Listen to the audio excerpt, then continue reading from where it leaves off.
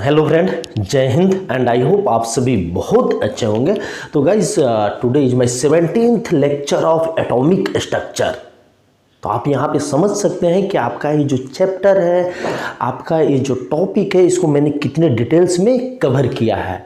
मैंने ट्राई किया है कि आपका एक भी पॉइंट जो एटॉमिक स्ट्रक्चर से रिलेटेड है वो कहीं भी स्किप ना हो, आपका कहीं भी ऐसा कोई कॉन्सेप्ट ना छूटे जिससे आपको फ्यूचर में इस चैप्टर से रिलेटेड प्रॉब्लम हो। ओके, तो आज का जो हमारा लेक्चर है वो लेक्चर है basically it is a part of Bohr's atomic model, but we specifically will discuss about the atomic spectra and उसके अंतर्गत हम लोग स्पेसिफिकली पढ़ेंगे series of line of hydrogen spectra.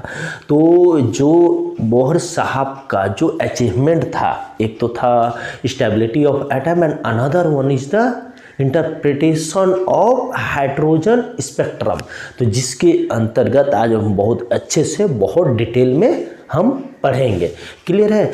अब मतलब ये जो लाइन स्पेक्ट्रा होता है या हाइड्रोजन, अगर हम पर्टिकुलर एलिमेंट और एटम की बातें करें in the case of hydrogen, तो हाइड्रोजन स्पेक्ट्रा, तो उसको पढ़ने से पहले हम इसको और बेटर वे में समझने के लिए हम इसको अपने रियल लाइफ से जब साइंस को फिल करके पढ़ेंगे तो हमें और ये ज़्यादा इंटरेस्टिंग लगेगा। क्लियर है? तो फॉर एग्जांपल अगर हम अपने पहले लाइन स्पेक्ट्रम को समझने से पहले हम अब इसको अपने रियल लाइफ से कनेक्ट करते हैं। जैसे कि अगर हम एनर्जेटिक होते हैं तो हम क्या करते हैं? अगर हम एनर्जेटिक होते हैं तो हमारा जो एनर्जी का जो कंजम्पशन होता है वो कैसे होता है? हम कोई वर्कआउट करते हैं, either we play, we run और वी डांस।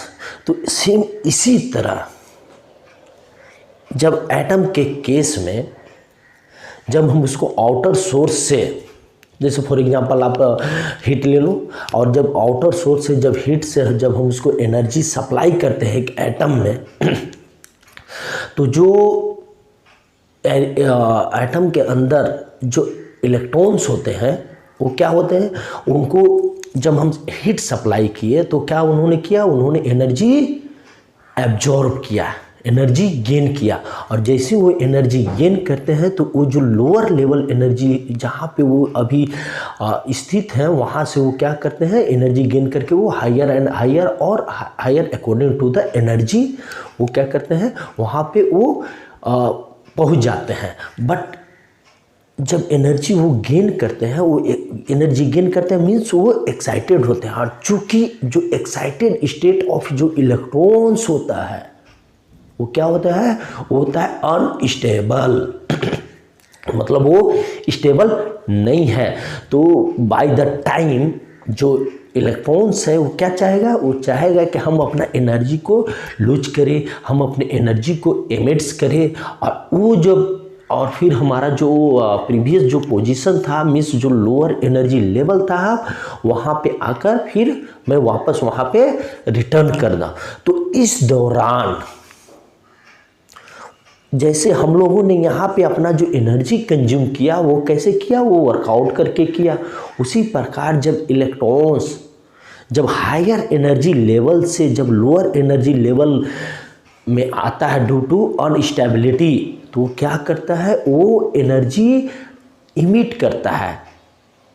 अब वो एनर्जी इमिट कैसे करता है, in the form of electromagnetic radiation of particular wavelength और फ्रीक्वेंसी। क्लियर है? जिसे हम क्या बोलते हैं, जिसे हम स्पेक्ट्रम बोलते हैं। क्लियर है? तो स्पेक्ट्रम पे हम लोग डिस्कस नहीं करेंगे क्योंकि I have already discussed in my previous lecture. Okay, तो स्पेक्ट्रम बोलते हैं। और चूंकि जब ये इमिट एनर्जी करते हो किसी पर्टिकुलर वेवलेंथ का और फ्रीक्वेंसी का, मतलब ऐसा नहीं कि वो कंटिन्यूअस एनर्जी एमिट कर रहे हैं। जैसे कि अगर फॉर एग्जांपल अगर एक वेवलेंथ है 16 एंगस्ट्रॉम का, तो दूसरा 1 to 15 एंगस्ट्रॉम का होगा। ऐसा नहीं हो सकता है कि 1 to 16 एंगस्ट्रॉम का जब एनर्जी रिलीज करा तो उसके बाद हो सकता है कि 900 एंगस्ट्रॉम का भी वेवलेंथ का जो इलेक्ट्रोमैग्नेटिक रेडिएशन है उसको वो इमिट कर रहा है। तो इस तरह से ये देखा जाता है कि भाई जो pattern of emission of electromagnetic radiation है उसका जो वेवलेंथ है वो कंटिन्यूअस नहीं है। तो जब ये मैंने कोई पॉइंट मिसिंग है, कोई किसी पर्टिकुलर वेवलेंथ का जो इलेक्ट्रोमैग्नेटिक रेडिएशन है वो मिसिंग है और किसी पर्टिकुलर वेवलेंथ का इलेक्ट्रोमैग्नेटिक रेडिएशन हमें मिल रहा है, तो जब कंटिन्यूअस नहीं मिलता है, अगर हमें एक कंटिन्यूअस मिलता है कि हर एक वेवलेंथ का हमें इलेक्ट्रोमैग्नेटिक रेडिएशन मिल रहा है, तो हम इसे क्या बोलते हैं? हम इसे बोलते हैं कंटिन्यूअस स्पेक्ट्रम और स्पेक्ट्रा। बट अगर ये जैसे कोई पॉइंट मिसिंग है, कुछ इलेक्ट्रोमैग्नेटिक रेडिएशन मिसिंग है, तो इसे हम क्या बोलते हैं? डिस्क्रीट स्पेक्ट्रम, जिसे हम क्या बोलते हैं? Line spectrum. क्लियर है? बैकग्राउंड ये सारा था।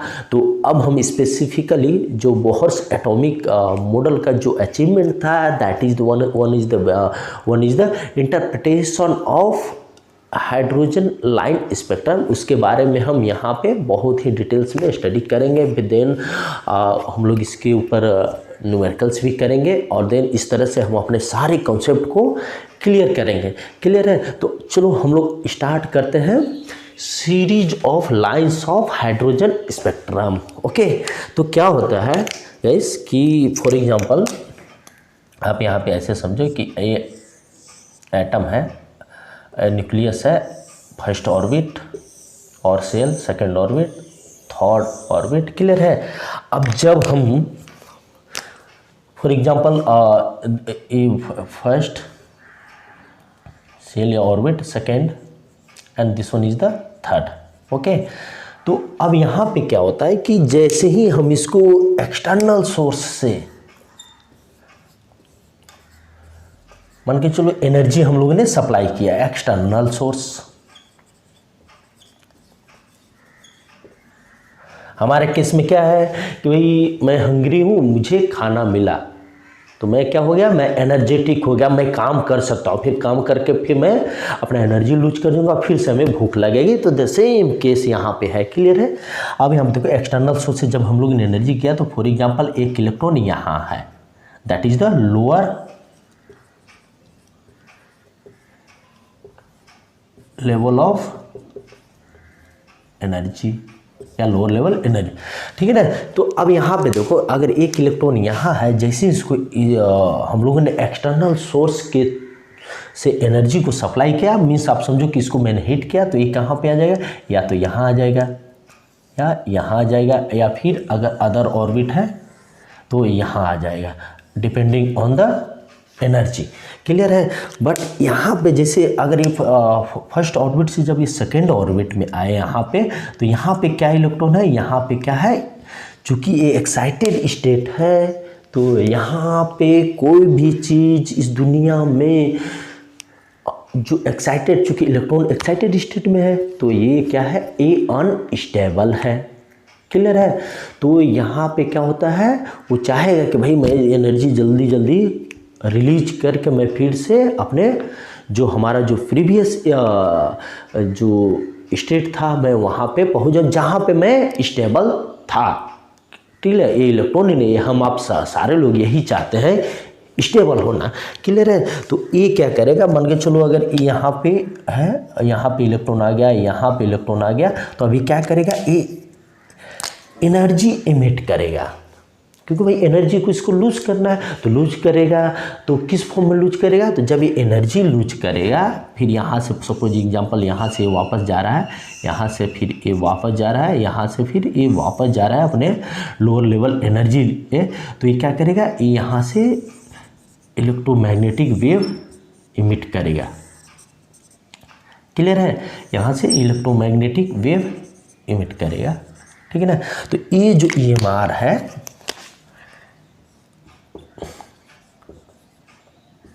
ये क्या होगा, ये पर्टिकुलर वेवलेंथ का ही होंगे।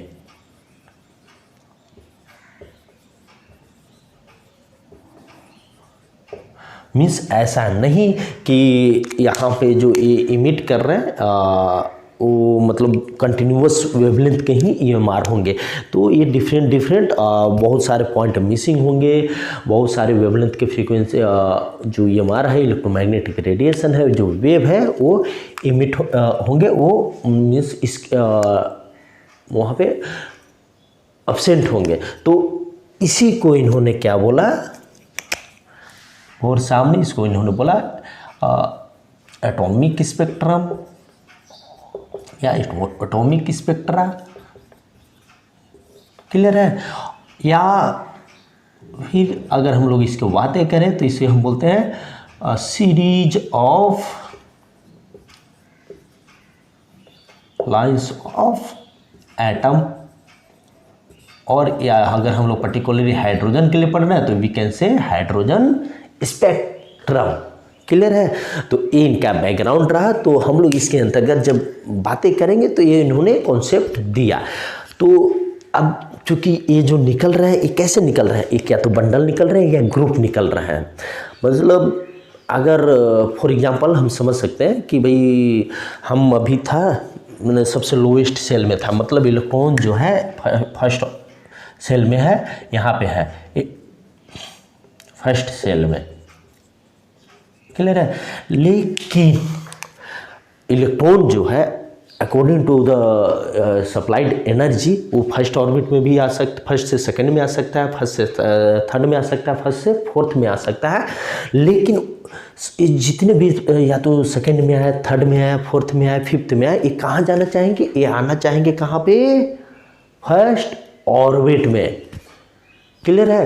तो इसको जो साइंटिस्ट थे इसको उन्होंने जब इसको इन्होंने क्या बोला, इसको उन्होंने बोला लाइमन सीरीज। एंड देन जो सेकेंड सेल में रहना चाहते हैं अपना, जो जिनका लोअर लेवल जो एनर्जी वाला जो सेल है, अगर वो n=2 है और सारा जो इलेक्ट्रॉन फिर से जो वापस आना चाहता है अपना सेकेंड सेल में, उसको हम लोग बोलते हैं Balmer series, and then Paschen series, then bracket series, and then Pfund series. तो ये अलग अलग साइंटिस्ट में अलग अलग टाइम एरा में ये सीरीज का नोमेनक्लेचर किया गया अकॉर्डिंग टू देयर ऑब्जर्वेशन।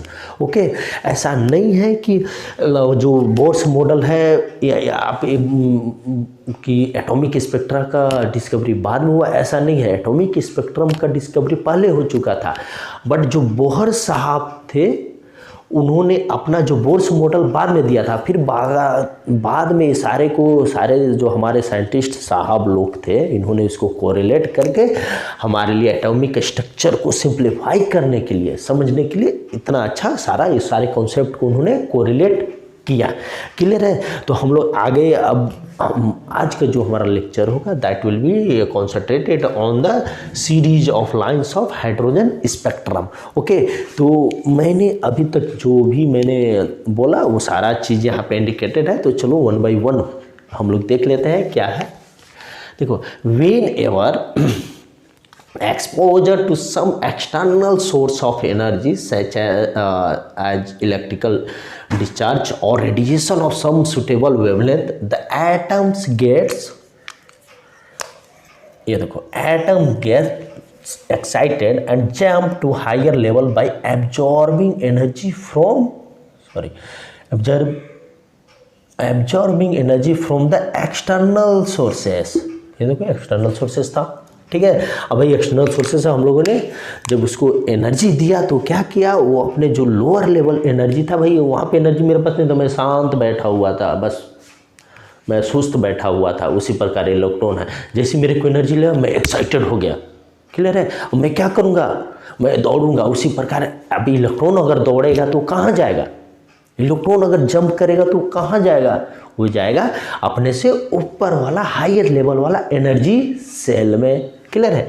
तो सेम कॉन्सेप्ट है। फिर excited state being unstable electron tends to return to lower energy level and thus emits energy in the form of light of a certain wavelength or frequency. This gives rise to line spectrum. Means जो मैंने आपको यहाँ पे ये सब सारी चीज़ें जो मैंने क्लियर किया, line spectra and when we will study about a particular atom, for example hydrogen, then it at that time it will be called line spectrum of hydrogen atom. Clear है? तो आप इसे नोट डाउन कर सकते हैं या आप इसका स्क्रीन शॉट ले सकते हैं। क्लियर है? तो अब हम लोग देखेंगे कि भाई हम लोगों ने तो यहाँ तो समझ लिया कि भाई जो हाइड्रोजन एटम है और उसमें जो इलेक्ट्रॉन्स हैं और उसको जब हम एक्सटर्नल सोर्स से जब हम उसको इधर एनर्जी सप्लाई करते हैं और हीट करते हैं तो कैसे पहले तो लोअर लेवल से हायर में जाता है, फिर हायर से लोअर में आता है। तो जब हायर से जब लोअर में आता है मीन्स अपना जो ओरिजिनल स्टेट में आता है तो वहाँ पे क्या करता है, वो एनर्जी रिलीज करता है, एनर्जी इमिट करता है in the form of electromagnetic radiation.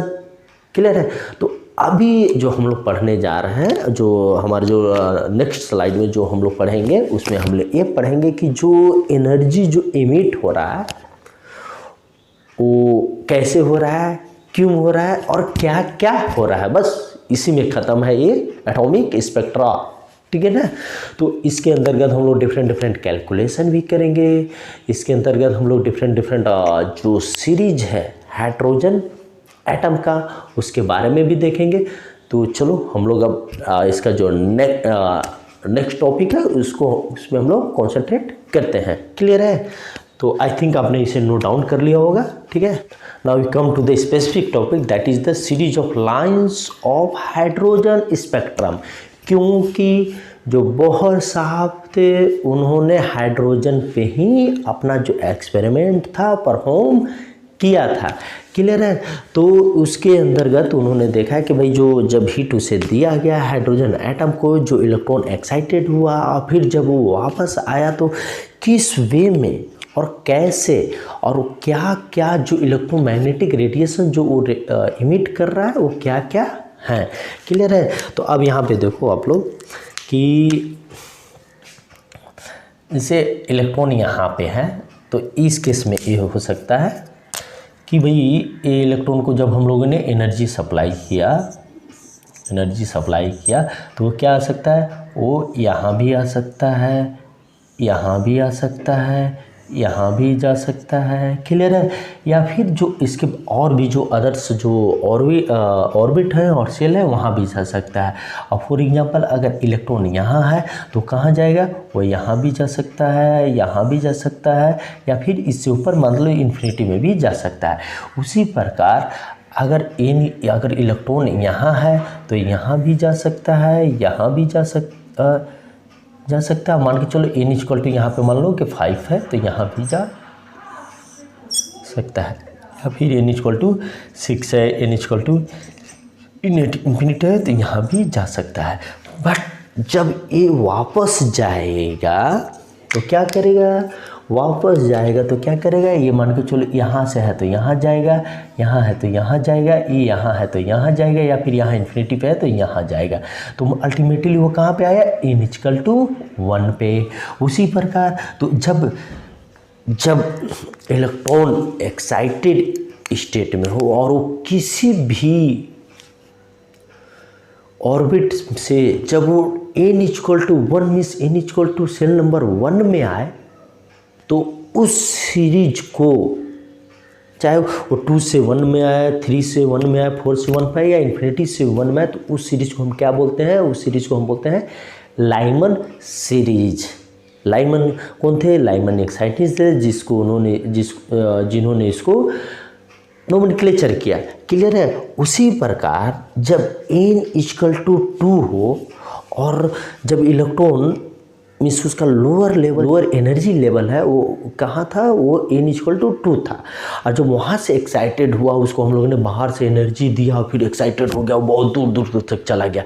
लेकिन जो एक्साइटेड स्टेट वो क्या होता है, अनस्टेबल होता है। इलेक्ट्रॉन चाहता है कि भाई मैं तो स्टेबल बन रहूँगा, तो क्या करेगा, वापस आना चाहेगा। तो जब वो वापस आएगा मीन्स n=∞ से वापस कहाँ आया, 2 में। n= मान के चलो कि 100 से वो कहाँ आया, 2 में। n=5 से कहाँ आया, 2 में। n=4 से कहाँ आया, 2 में। n=3 से कहाँ आया, 2 में। तो इसको क्या बोलेंगे, इस पूरे ग्रुप को, जो उनका लोअर एनर्जी लेवल 2 है और जो इलेक्ट्रॉन दूर दूर से सब कहाँ पे आ रहे हैं, 2 में आ रहे हैं, तो इसको हम लोग बोलेंगे बाल्मर सीरीज।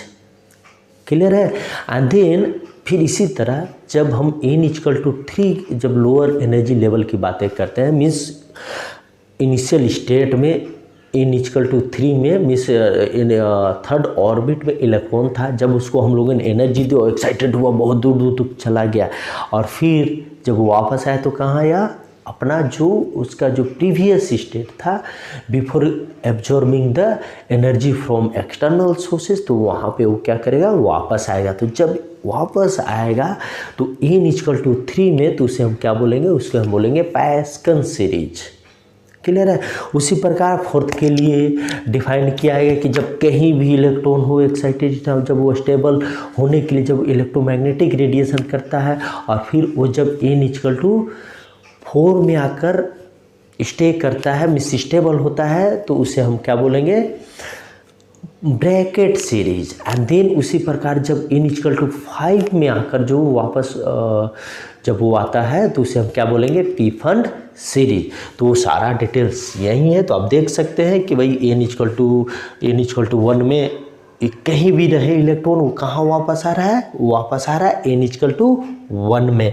तो जब n=1 में जब ये वापस आ रहा है, तो क्या कर रहा है, ये इलेक्ट्रॉन EMR इमिट कर रहा है, तो इसे हम क्या बोलेंगे, लाइमन सीरीज। अब लाइमन सीरीज का सबसे क्या है कि भाई इसका जो वेवलेंथ होगा, इस इलेक्ट्रोमैग्नेटिक रेडिएशन का जो वेवलेंथ होगा, वो किसके अंतर्गत आएगा, वो अंतर्गत आएगा अल्ट्रा वायलेट रीजन के अंतर्गत। क्लियर है। उसी प्रकार जब बाल्मर सीरीज का जो है, जैसे n=2 पे वो कहीं भी इलेक्ट्रॉन हो, लेकिन वो जब अनस्टेबल है और जब वो वापस आएगा तो कहाँ पे आएगा, वो आएगा सेकेंड सेल में। मीन्स इसका जो ओरिजिनल स्टेट था उस पर्टिकुलर इलेक्ट्रॉन का, उसे हम क्या बोलेंगे, उसे हम बोलेंगे बाल्मर सीरीज। एंड देन अगर n=3 पे आता है, उसे हम क्या बोलेंगे, Paschen series, and then bracket series, and then Pfund series. But इससे तो हमारा काम चलेगा नहीं, क्योंकि ऐसे तो थोड़ी ना क्वेश्चन आएंगे IIT JEE और नेट में। क्लियर है। तो उसमें क्या क्वेश्चन आते हैं, उसमें बेसिकली लाइमन सीरीज और बाल्मर सीरीज से जो क्वेश्चन आते हैं, उसमें क्या क्वेश्चन आते हैं, उसमें क्वेश्चन आते हैं कि भाई आपसे पूछ देगा कि फाइंड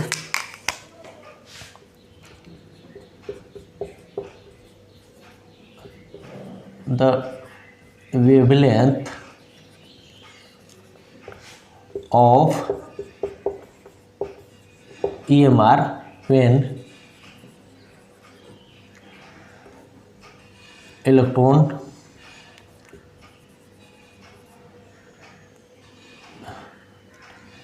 आप ऐसे लिखते हो, electron de excited from fourth orbit और सेल ऑर्बिट टू सेकेंड ऑर्बिट और फर्स्ट ऑर्बिट। तो क्वेश्चन आपके यहाँ से बनेंगे।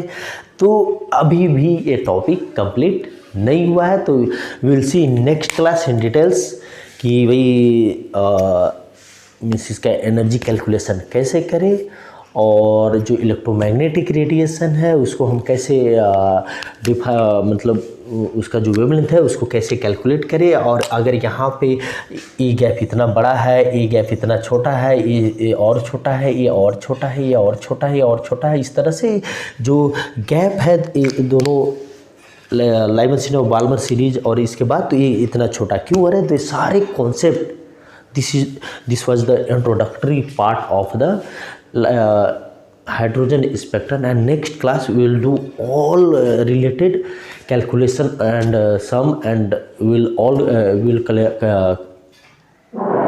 also discuss about the various concept in line spectrum of hydrogen atom. Okay, तो फर्स्ट ऑर्बिट, और यहाँ पे आप सोचो first orbit of hydrogen atom. Okay, तो आपको इस तरह के क्वेश्चन बनेंगे। तो ये सारे कॉन्सेप्ट हम लोग नेक्स्ट क्लास में बहुत डिटेल में, बहुत अच्छे से और एंटरटेनमेंट करते हुए पढ़ेंगे। तो आई होप आपको ये जो बैकग्राउंड था series of line of hydrogen spectrum का, वो आपको थोड़ा समझ में आया होगा। बस थोड़ा ही समझना है, हम भी थोड़ा ही समझते थे, बस थोड़ा, बस बट बेसिक कॉन्सेप्ट आपके माइंड में होने चाहिए। क्लियर है? बट थोड़ा समझ है, और बाकी तो हम हैं नेक्स्ट क्लास में आपको और अच्छे से क्लियर करेंगे। चलिए, तब तक सब बहुत अच्छे से पढ़ाई करिए। जय हिंद।